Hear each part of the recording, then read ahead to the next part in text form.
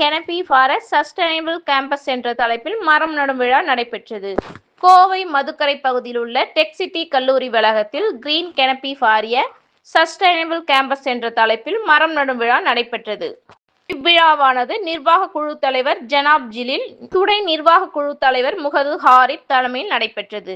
Tech city கலை மற்றும் அறிவியல் கல்லூரியின் இணை செயலாளர் ஆசிப் அகமது ஷரீப் வரவேற்புரையாற்றினார். கல்லூரியின் செயலாளர் இஸ்மாயில் தலைமை உரையாற்றினார்.